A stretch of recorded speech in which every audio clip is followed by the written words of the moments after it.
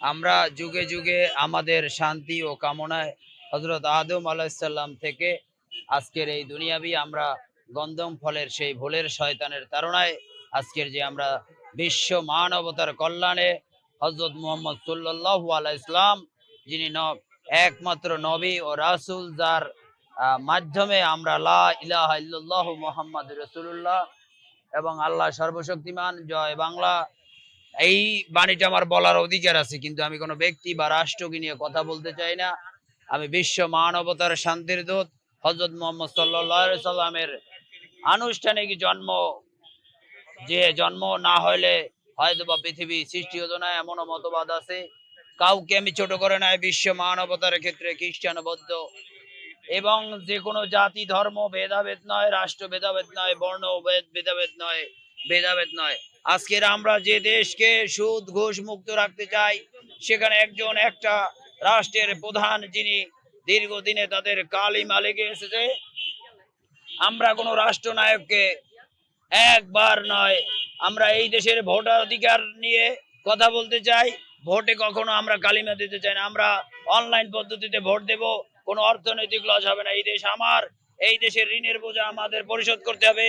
আমরা কোনো ব্যক্তিকে আর খাটো করে দেখবো না। বঙ্গবন্ধু সহ জিয়াউর রহমান, এরশাদ, কাউকে খাটো করে দেখবো না। আমরা সবাইকে শ্রদ্ধা জানিয়ে আজকের মতো এখান থেকে শপথ করি, আমরা মহান আল্লাহ পাক রব্বুল আলামিনের অশেষ আমাদের হযরত মুহাম্মদ সাল্লাল্লাহু আলাইহি ওয়াসাল্লামের আদর্শের দল এবং আমরা বাঙালি চেতনার প্রেক্ষা, বাঙালি উদ্দীপনা এবং মুসলিম ইসলামী চেতনা সকল ধর্মের সাথে এই দেশের গণতন্ত্রের মানসকন্যা নামে খ্যাত এবং দীর্ঘদিনের প্রধানমন্ত্রী ছিলেন শেখ হাসিনা। তিনি আজকের পালিয়ে গেছেন কথাটা ভিন্ন, তিনি তার রিফিউজি হিসাবে ইন্ডিয়ায় আছেন। তিনি এই দেশের তার আত্মপক্ষ সমর্থন করে এই দেশে বিচারের মুখোমুখি হন। যদি নির্দোষ হন তাকে আমরা হাসি মুখে বরণ করবো এবং যদি দোষী হন তার বিচার আমরা দাবি করি, এই আশাবাদ ব্যক্ত রাখে।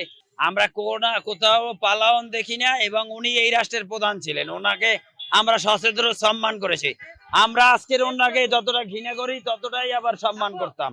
আবার উনি ওনার কাজের মাধ্যমে উনি যদি আবার এই বাংলাদেশের মাটিতে মহান আল্লাহ পাক রব্বুল আলামিন এবং হযরত সাল্লাল্লাহু আলাইহি ওয়াসাল্লামের আদর্শ নিয়ে জাতির পিতা, আমরা যদি ইসলামিক জাতির পিতা হই তাহলে ইব্রাহিম আলাইহিস সালাম এবং বাঙালি চেতনার, বাঙালি তৎকালীন মুক্তিযোদ্ধার সর্বাধুনিক পাকিস্তানেও আমাদের জাতির পিতা আছে, ইন্ডিয়া আছে, সারা পৃথিবীতেই আছে। অতএব এ নিয়ে কোনো মন্তব্য করতে চাই না।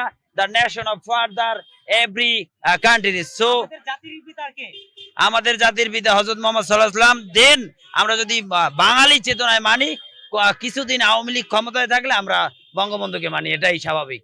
এর কোনো ব্যতিক্রম নাই। ও বঙ্গবন্ধুর ছবি আছে।